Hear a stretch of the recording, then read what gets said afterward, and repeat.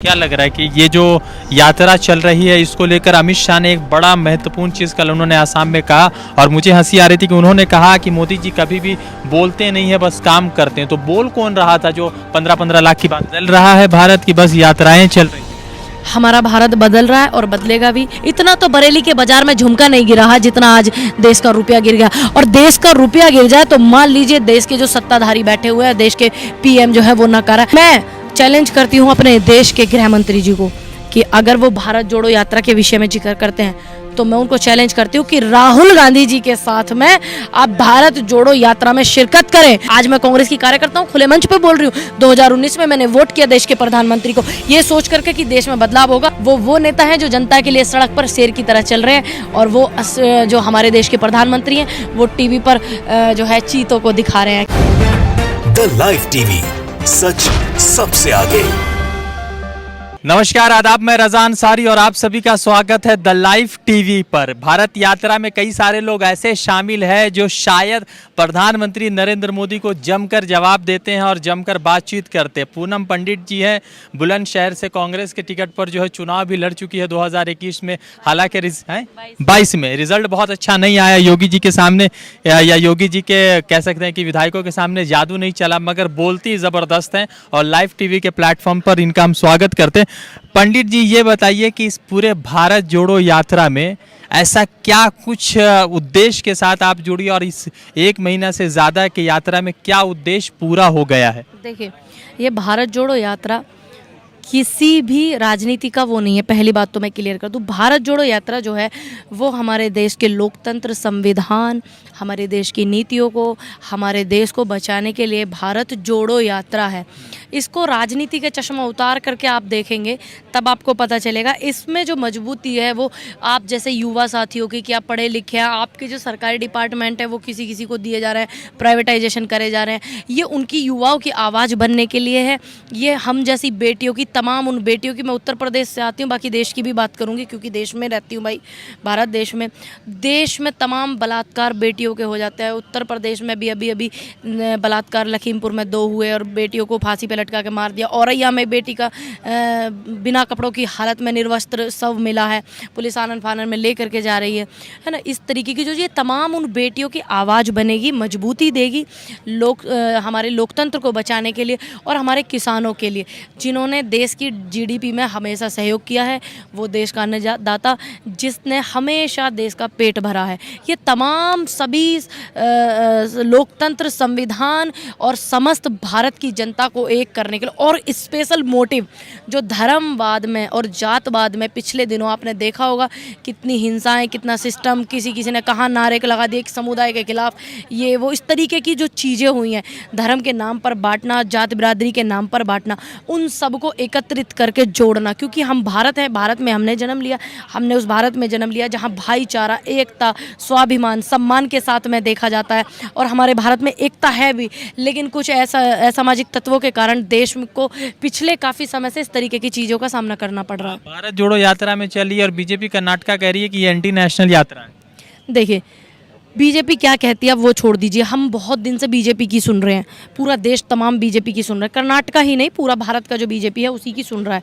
अब आप ये बताइए वो बेटियां चीखती हुई क्या कहती है जिनके बलात्कार हो जाते हैं, वो किसान क्या कहते हैं जिनको इतना नुकसान हो जाता है। आज ट्रैक्टर पे भी इन्होंने जीएसटी और सब चीज़ पे इन्होंने जो जीएसटी लगाने का काम किया है, वो तमाम लोग क्या कहते हैं, वो तमाम युवा क्या कहते हैं जो देश का भविष्य है। अब हम उन्हीं की बात सुनेंगे। अब हमारा मन ही सिर्फ जनता की बात सुनने का, क्योंकि बीजेपी की बात सुनते 8 साल हो गए।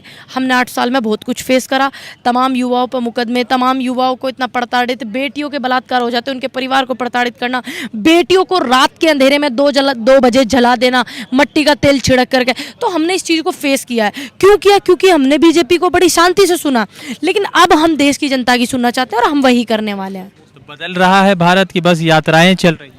हमारा भारत बदल रहा है और बदलेगा भी, क्योंकि कोई भी झूठ है किसी चीज़ पर कुछ समय तक के लिए हावी होता है, लेकिन ये जो यात्रा है ये सच की यात्रा, साहस की यात्रा, और ये उन लोगों की यात्रा है जिन्होंने देश की आज़ादी के लिए अपनी शहादतें दी, जिन्होंने देश में योगदान दिया, देश के भविष्य के लिए दिया, सब देश के हित में किया है। राहुल गांधी वो शख्सियत है जिस व्यक्ति पर इतने लांछन इन्होंने लगाए और ये साबित कुछ नहीं कर पाए हैं। ठीक, राहुल गांधी वो शख्सियत है जो हौसला रखता है। राहुल गांधी वो शख्सियत है कि देश के प्रधानमंत्री या सत्ताधारी पार्टी की आंखों में आंखें डाल करके पूछते हैं कि आप बताइए, इस सवाल का जवाब दीजिए, महंगाई क्यों, जीडीपी क्यों, रुपया क्यों गिर रहा है। इतना तो बरेली के बाजार में झुमका नहीं गिरा है जितना आज देश का रुपया गिर गया। और देश का रुपया गिर जाए तो मान लीजिए देश के जो सत्ताधारी बैठे हुए हैं, देश के पीएम जो है वो नकारा। ये मैं नहीं कहती हूँ, ये हमारे पूर्व प्रधानमंत्री अटल बिहारी वाजपेयी जी कहते थे कि जब देश का रुपया गिरने लग जाए, देश की जीडीपी गिरने लग जाए, तो प्रधानमंत्री कहीं ना कहीं जो है वो काम नहीं कर पा रहे हैं या सत्ताधारी पार्टी वो काम नहीं कर पा रही है। ये मैं बाद में कहती हूँ, ये सबसे पहले हमारे देश के पूर्व प्रधानमंत्री जी कह करके गए। तो मोदी जी के लिए थोड़ी कहे होंगे अटल बिहारी वाजपेयी जी ने। देखिए, मोदी जी के लिए कहे हों या सोनिया जी के लिए कहे हों या मनमोहन सिंह जी के लिए, लेकिन बात तो उन्होंने सही कही ना। देश का जब रुपया गिरता है तो सत्ताधारी पार्टी या प्रधानमंत्री जो है उनकी नीयतें गिरती हैं, है ना।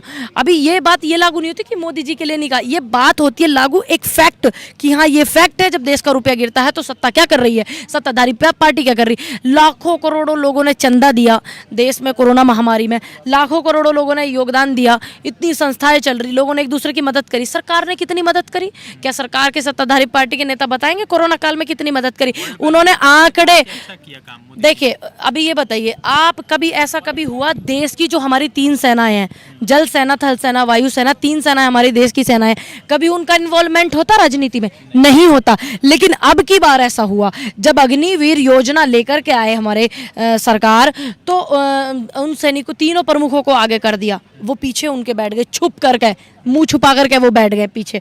तो ऐसा कभी नहीं हुआ कि देश की राजनीति में हमारे 3 प्रमुख सैनिकों का वो रहा हो, इंटरफेयर नहीं होता कभी।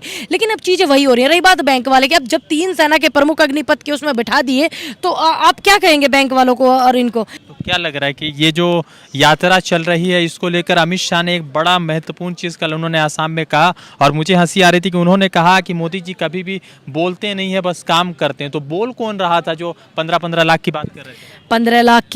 15 लाख आएंगे, 2 करोड़ रोजगार देंगे, देश को सर्वश्रेष्ठ बना देंगे, किसानों की आय दुगनी करेंगे।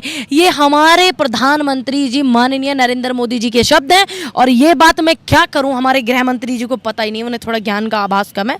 कोई बात नहीं, आप ले लीजिए अपनी टीम से, और मैं देश की बेटी हूँ, आपको बता रहे तो शायद आप मान लें। लेकिन इतना काम करते, आज तक मैंने मोदी जी का सिर्फ भाषण सुना है।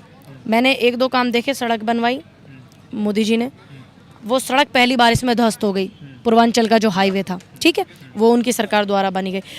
ट्रेन आई, वो बुलेट है ना, वंदे भारत है ना, वो एक भैंस से टकरा करके चकनाचूर हो गई।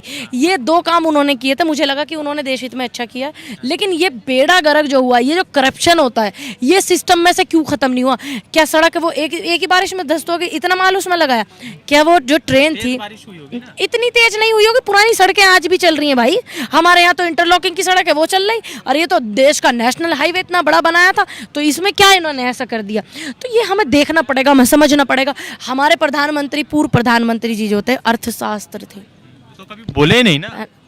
डॉक्टर मनमोहन सिंह जी जो थे वो बोले नहीं ना, लेकिन उनकी उपलब्धि, उनके काम, उनकी देश नीति, उनके देश हित में करे हुए कार्य, वो सारे आप रिकॉर्ड उठा करके देखिए। और मैं चैलेंज करती हूँ अपने देश के गृह मंत्री जी को कि अगर वो भारत जोड़ो यात्रा के विषय में जिक्र करते हैं तो मैं उनको चैलेंज करती हूँ कि राहुल गांधी जी के साथ में आप भारत जोड़ो यात्रा में शिरकत करें, अगर आप देश के हित में हैं, अगर आप देश में भाईचारा चाहते हैं। क्योंकि भारत जोड़ो यात्रा है ये कोई कांग्रेस जोड़ो या कांग्रेस पार्टी जोड़ो या वोट बटोरो, ये वो यात्रा नहीं, ये भारत जोड़ो यात्रा है। अगर उनको देश की एकता से प्यार है, उन्हें कोई खराबी नहीं नजर आती, तो आना देश के गृह मंत्री यात्रा को ज्वाइन करें। 1962 में तो कांग्रेस ने मतलब पटिशन करवा दिया था, बीजेपी कह रही है लगातार। देखिए, मैंने आपको अभी शुरू में क्या बोला, वो क्या कह रहे हैं आप उनकी मत बताइए, हमारी बताइए उन्हें, क्योंकि हम जनता हैं।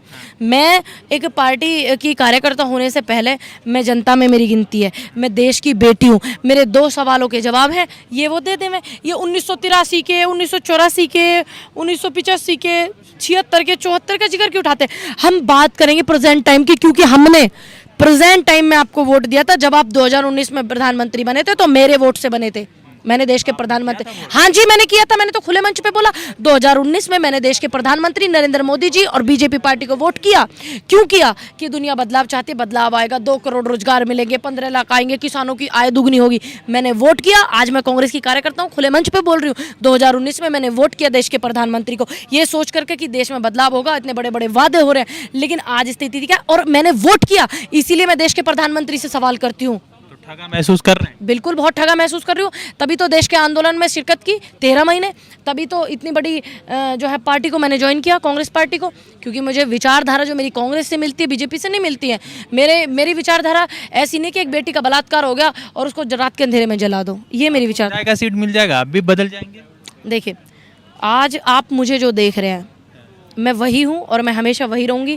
और जब मैं आंदोलन में आई थी तब भी बहुत लोग ऐसे बोलते थे, आंदोलन को स्थगित हुए भी काफ़ी समय हो गया, तब भी बोलते थे आप भी बदल जाएंगे। तो क्या आपको मुझे में बदलाव नजर आ रहा है? ये तो सत्ता में था, ऑफर नहीं आया होगा। नहीं, जब मैं कांग्रेस पार्टी में नहीं थी तो मुझे काफ़ी प्रताड़ित भी करा गया था कि मैं बीजेपी पार्टी ज्वाइन कर लूँ, ठीक है, लेकिन मैंने नहीं की, क्योंकि मेरे अंदर हेमोग्लोबिन कम हो सकती है, मेरे अंदर विटामिन डी कम हो सकती है, विटामिन सी कम हो सकती है, मतलब सब चीज़ मेरे अंदर कमी हो सकती है, लेकिन मेरे अंदर ईमानदारी की कोई कमी नहीं हो सकती। राहुल जी से मिले हैं? हाँ जी।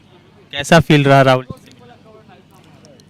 जैसे वाइब्स आती है ना, पॉजिटिव वाइब्स, जब मैं उनका स्पीच सुनती हूँ, वो स्पीच करते हैं, बढ़िया नहीं बोलते मोदी जी की तरह? नहीं, देखिए, मोदी जी की तुलना आप हमारे राहुल गांधी जी से मत कीजिए, क्योंकि वो मेरे नेता हैं, वो नेता हैं जो जनता के लिए सड़क पर शेर की तरह चल रहे हैं, और वो जो हमारे देश के प्रधानमंत्री हैं वो टीवी पर जो है चीतों को दिखा रहे हैं कि चीता शेर लाया, ये शेर चीता लाया, ये लाया। हमारे जो नेता हैं राहुल गांधी जी, वो शेर की तरह जनता के लिए चल रहे हैं और अपनी जान की परवाह किए बिना सड़कों पर उतरे हुए हैं। तो कोई तुलना ही नहीं है, एक आसमान है, एक धरती है, ठीक है, और जो धरती थी हमने उसको आसमान बनाया, मेरे वोट से बने हुए हैं, हाँ जी, मेरे परिवार के वोट से बने हुए हैं, मेरी जनता की वोट से बने हुए हैं, किसानों के वोट से बने हुए हैं। तो आप उससे तुलना मत कीजिए। राहुल गांधी वो हैं कि उनके पास कोई अपनी ये भी सोच कर आएगा ना कि मैं ये कांग्रेस, ये मैं राहुल गांधी से चिढ़ता हूँ, ये गांधी परिवार का खून है, ये है, वो है, तो वो भी जा कर के, मेरा मानना है, मेरा विश्वास है कि वो भी राहुल गांधी जी को देख करके स्माइल पास करेगा। चल रही है सरकार? देखिए, आज हम यहाँ बैठे हुए, हम भारत जोड़ो यात्रा की बात करेंगे। ये सबको पता है, देश की जनता प्रताड़ित है। 2024 में जो है जनता बदलाव चाहती है, फिर से, जैसे 2014 में चाहा था। तो लगातार जो है हम बातचीत कर रहे थे, पूनम पंडित जी थी, लगातार जो है राहुल गांधी को लेकर और मोदी जी को लेकर और अमित शाह के तमाम उठते हुए सवालों को लेकर उन्होंने बातचीत की। अब देखते हैं कि भारत जोड़ो यात्रा 1 महीना से ज़्यादा हो चुका है, फिर आगे चलकर आंध्रा, तेलंगाना, महाराष्ट्र, मध्य प्रदेश, तमाम जगहों से होकर गुजरेगा। तो क्या कुछ हासिल होता है और क्या कुछ उद्देश्य जो चलाया गया वो उद्देश्य पूरा होता है? रज़ा अंसारी की रिपोर्ट, द लाइफ टीवी के लिए। द लाइफ टीवी, सच सबसे आगे।